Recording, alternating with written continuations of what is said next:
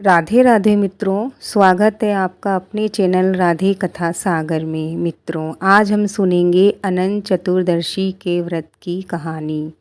तो आइए चलते हैं कहानी की ओर। प्राचीन काल में सुमंत नाम ब्राह्मण के एक सुशीला नाम की सुंदर कन्या थी। ब्राह्मण ने सुशीला का विवाह कौंडिल्य ऋषि के साथ कर दिया।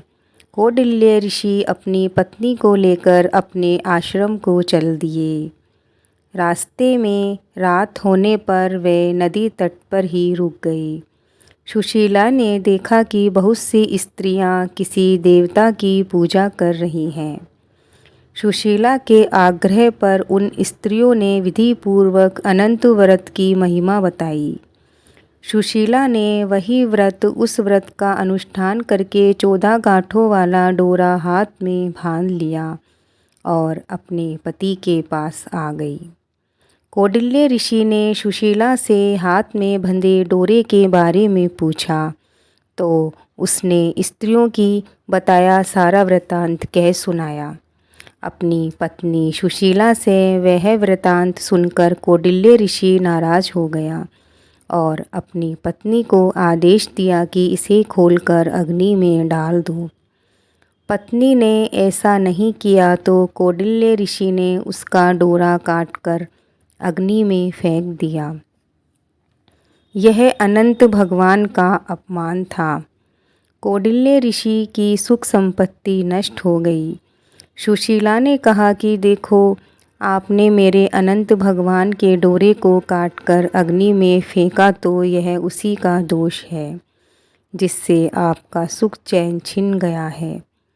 पत्नी की बात सत्य मानकर कौंडिल्य ऋषि अनंत भगवान का प्रायश्चित करने जंगल में निकल गए। कई दिनों तक ऋषि भूखा प्यासा वन में घूमता रहा, लेकिन अनंत भगवान के दर्शन नहीं हुए।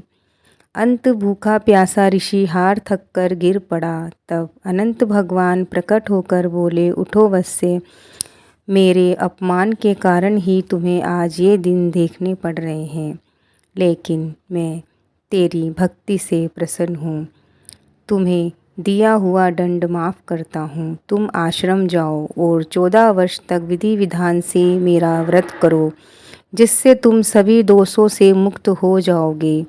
आश्रम आकर कौंडिल्य ऋषि और उसकी पत्नी सुशीला ने पूर्ण विधि विधान से अनंत चतुर्दशी भगवान का व्रत किया, जिससे उनके सारे कष्ट दूर होकर पुण्य धन धान्य बन गया।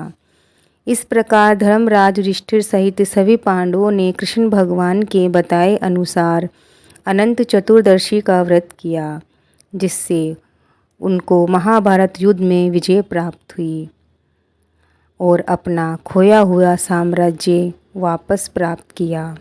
मित्रों, अनंत चतुर्दशी का व्रत भाद्रपद माह में शुक्ल पक्ष की चतुर्दशी को रखा जाता है। इस व्रत को करने से भगवान विष्णु की कृपा प्राप्त होती है और हमारे गलती से किए हुए सारे पाप नष्ट हो जाते हैं और विष्णु लोक में स्थान प्राप्त होता है। यह व्रत स्त्रियों के लिए तो अति ही आवश्यक है।